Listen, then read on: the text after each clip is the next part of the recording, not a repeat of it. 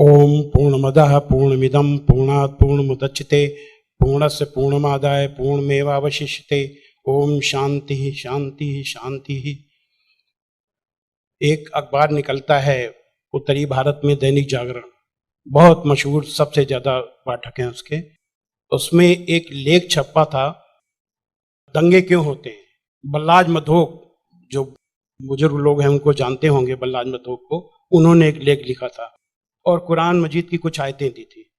तो वो आयतें देखने के लिए कि क्या वास्तव में सही है कि नहीं, मैं इलाहाबाद में एक दुकान में गया और मौलाना फतेह मोहम्मद खान साहिब जालंधरी और मौलाना अब्दुल पारिक साहब की हिंदी का अनुवाद ले आया और उसमें हमने देखा तो वो कुरान मजीद की वो आयत वैसे ही मौजूद थी।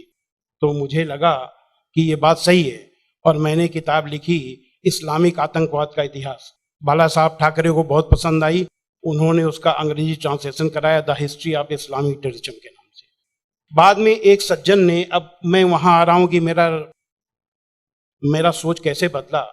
मुंबई के एक व्यापारी ने मुझसे कहा कि स्वामी जी, आप जो काम कर रहे हो उसमें फंड की जरूरत है, फंड आपको नहीं मिल रहे, आप ऐसा करिए, किताब इस्लाम पर लिखिए अमेरिका के लिए, कि वास्तव में इस्लाम से अमेरिका को खतरा है, तो आपको अच्छा खासा आपको वहां से रॉयल्टी मिलेगी, आपके सारे काम चल जाएंगे।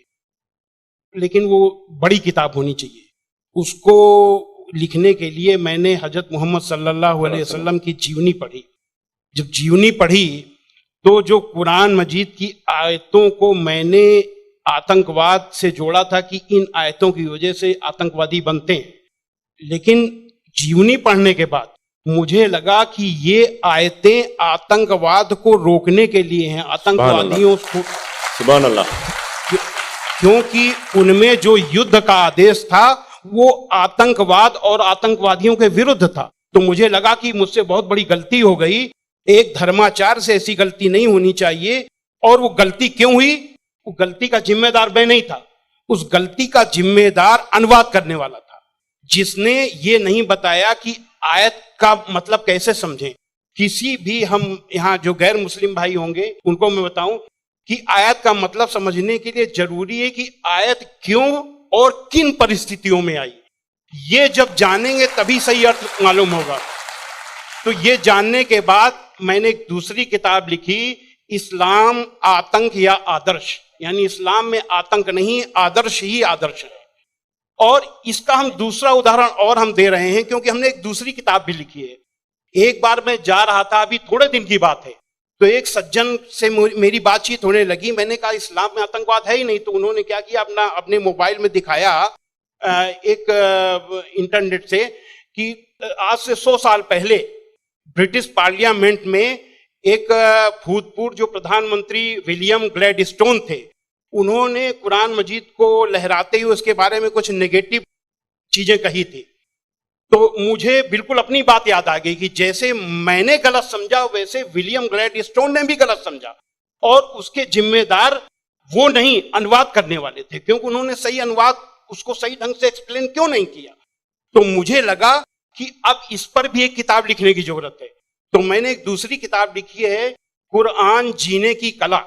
वो अंग्रेजी हिंदी में है, वो छप चुकी है जामिया नगर में, जो जमात इस्लामी के मरकज से छपी है। अंग्रेजी में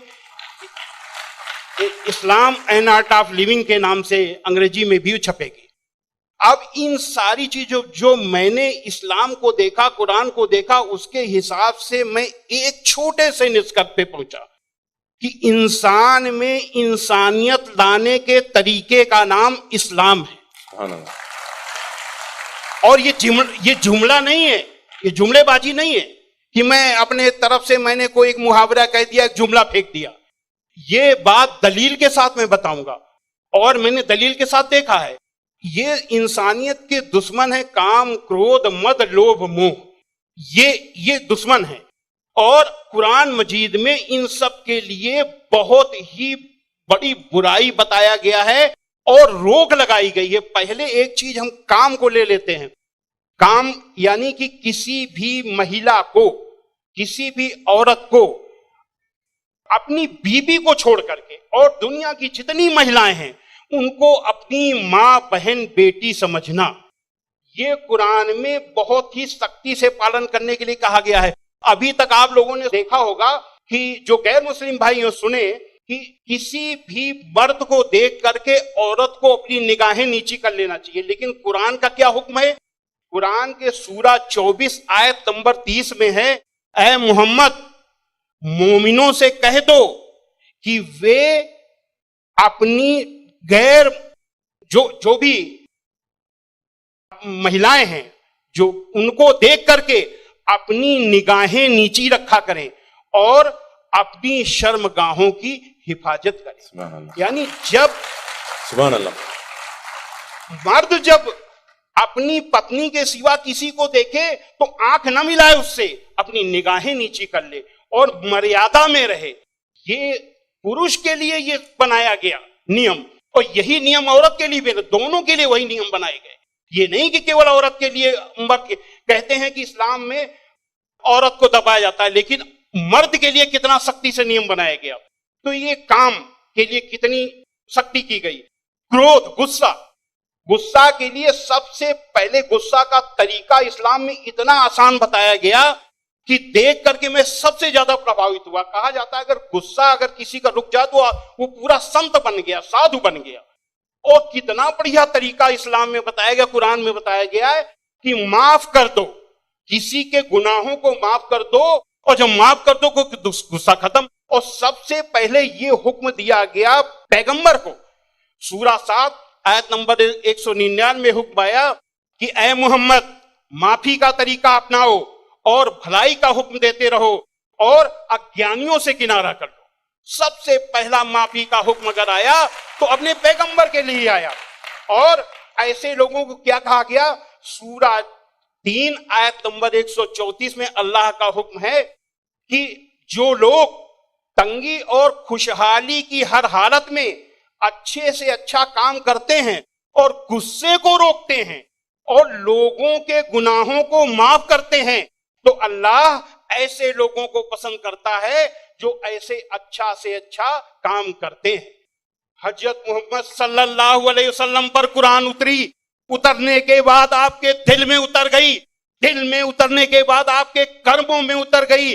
आपके एक एक कर्म कुरान में अल्लाह के हुक्म के अनुसार हुआ करते थे। आपने पहले खुद अपने आचरण में लिया, अपने अखलाक में लिया, तब दूसरों को बताया। फतेह मक्का के दिन वो अबू सुफियान जो आपके खिलाफ मक्का की एक एक लड़ाई में आपका के खिलाफ नेतृत्व करते थे, जब वो सामने पड़े फतेह मक्का के दिन, तो हजरत मोहम्मद सल्लल्लाहु अलैहि वसल्लम ने कहा कि आज अबू सुफियान को माफी, और जो अबू सुफियान के घर में दाखिल हो जाए उसे भी माफी।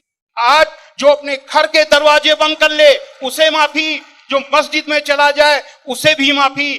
अब आप सोचिए, जिस मक्का में कदम कदम पे आपका विरोध था, कदम कदम पे आपके रास्ते पे रोड़े अटकाए गए, और जो 10,000 लोगों की फौज के साथ आप जब पहुंचे तो किसकी हिम्मत थी कि सामने होता?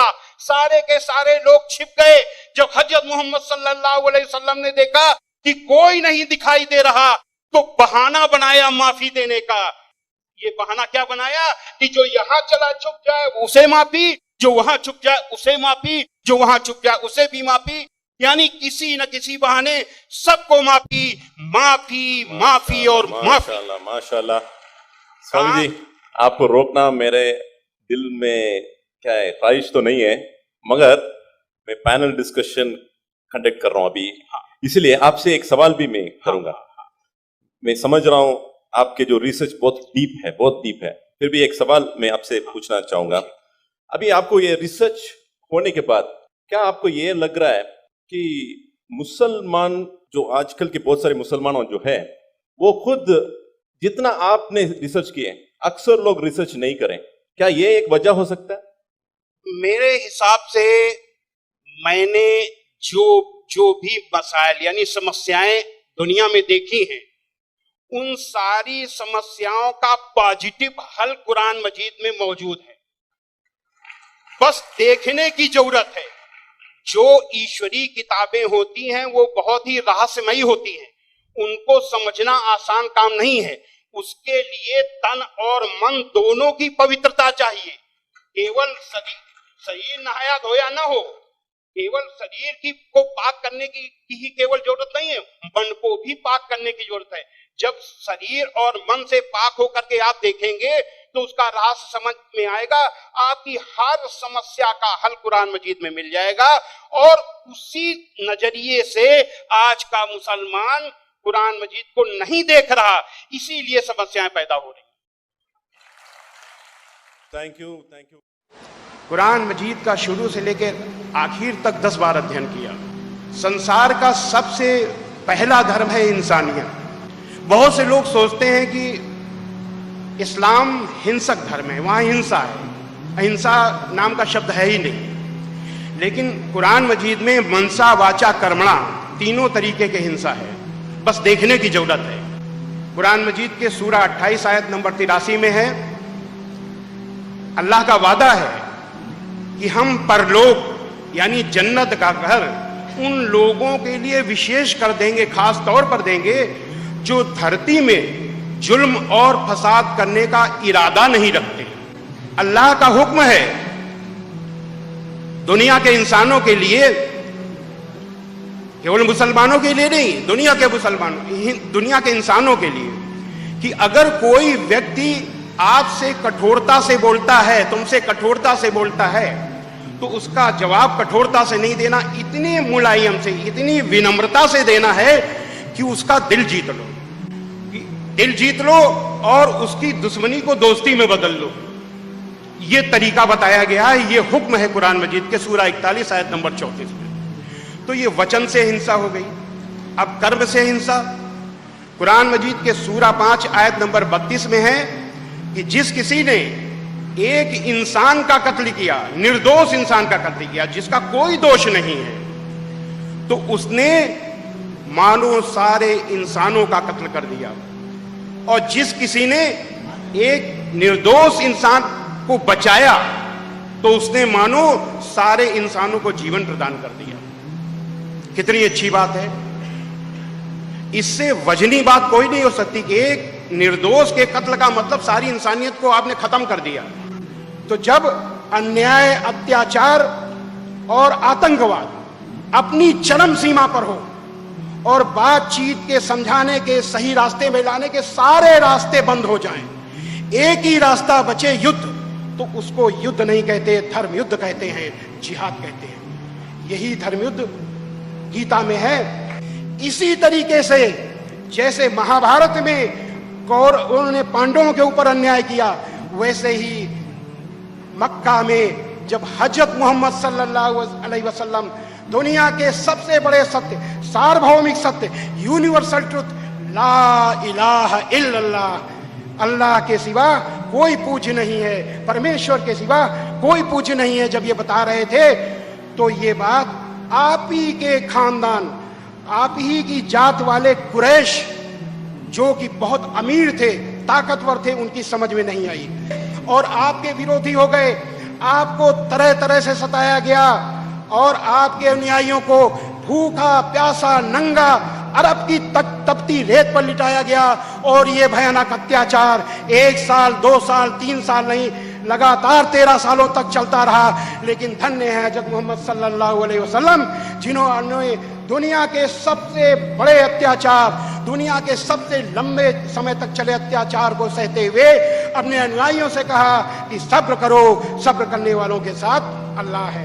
लोग सोचते हैं कि मुसलमानों का कर्तव्य है गैर मुस्लिम से लड़ना, ऐसा नहीं है। ये श्रीमद् भगवत गीता का जिहाद, कुरान का जिहाद एक ही है।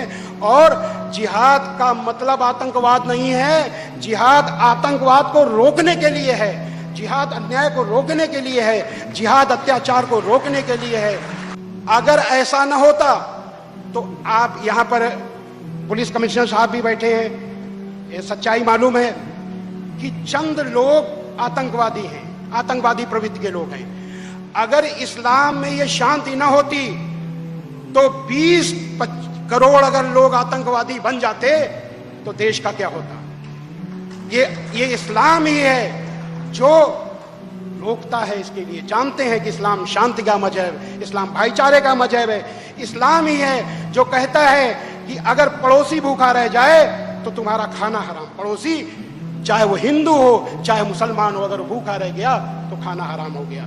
ऐसे इस्लाम के अनुयायी इस चीज को कतई पसंद नहीं करते, मैंने घूम घूम करके देखा है। तो अंत में हम यही कहेंगे कि हम जो जितनी तारीफ किए हैं, ये तारीफ मुसलमान की हमने नहीं की, ये तारीफ उस इस्लाम की है जिसमें शांति, क्षमा, दया है, और उस इस्लाम की है जिसका अंतिम उद्देश्य दिल जीतना है, उस इस्लाम की है जिसमें बदला की जगह माफी है। यहाँ पर विश्व हिंदू परिषद के केंद्रीय उपाध्यक्ष रहते हैं श्री आनंद शंकर पांड्या, बहुत बड़े हीरे के व्यापारी हैं, चंद जो सबसे बड़े हीरे के व्यापारी हैं उनमें से एक हैं।